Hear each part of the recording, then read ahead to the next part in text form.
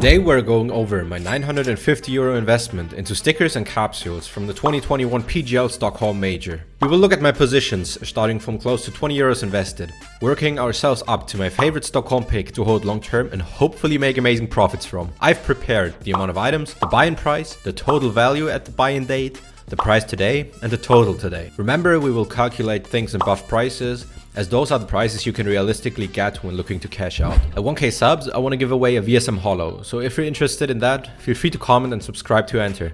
Thank you so much for the support lately, it's very much appreciated. You will see that I unfortunately haven't been around investing into Stockholm when the major and sale actually happened, and rather burned my hands with highly leveraged uranium stocks. But I still wanted to be exposed to these items, as I believe some of them could be literal bangers in the years to come. More on those later. Alright, enough talking. Let's start right with one of the stickers that got crushed a lot with Paris Borderless sticker release, that being the Face Gold. I got this one for around €20 and I timed it pretty well if you ask me. I bought it early in 2022, right before we had a good spike before Antwerp, but I held through yet another spike, speculating on Paris being bordered. Well, I lost some bucks here. Let's quickly forget about this one and move on. Getting to the first holos, that being two Copenhagen Flames holos for yet another small loss. I used to have a few more of those, but I applied some of them to make nice crafts, as I really do enjoy this sticker, not only as an investment. Moving on from losing positions, we'll talk about some Virtus Pro papers, having only bought them recently for 27 cents each, making it another small position. I usually don't like investing in papers, and I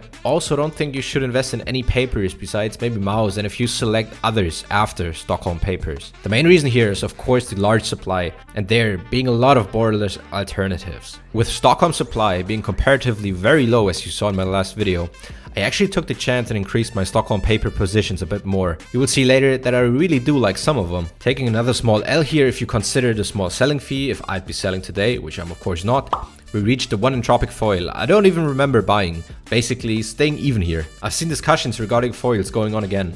They somehow come up for every few months without much new arguments or opinions. Personally, I do believe they look decent in CS2, but I can't get myself to jump into foils at these prices when there are other cheaper, in my opinion, better looking holos with similar fundamentals, possibly providing better returns.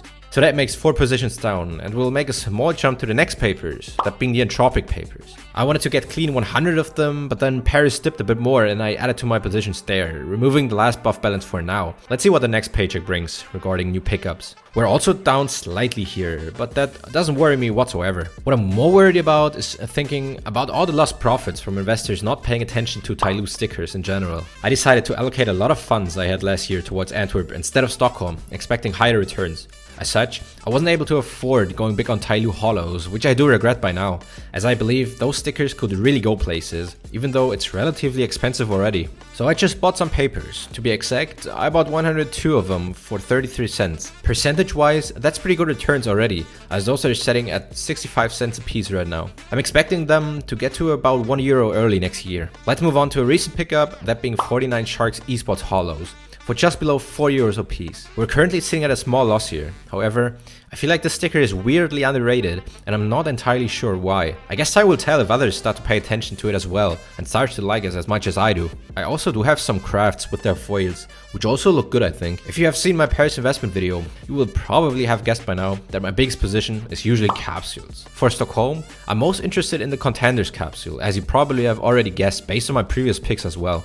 I just can't see a world where this capsule doesn't go to around €10 in 2 to 3 years down the line. Having bought them at various intervals and also opening probably around 200 of them over the last few years, we land at an average buy-in price of €3.28, actually sitting at profits for once for Stockholm. Overall, we're sitting at €836.10 compared to €739.76 invested, making my Stockholm investments and profits much smaller than they should be really. Shout out to my pickup timings, openings and pairs I guess. The rest of my Stockholm positions are lower than €20 invested, mostly random pickups or leftovers from openings, reaching the €942.54 from the title.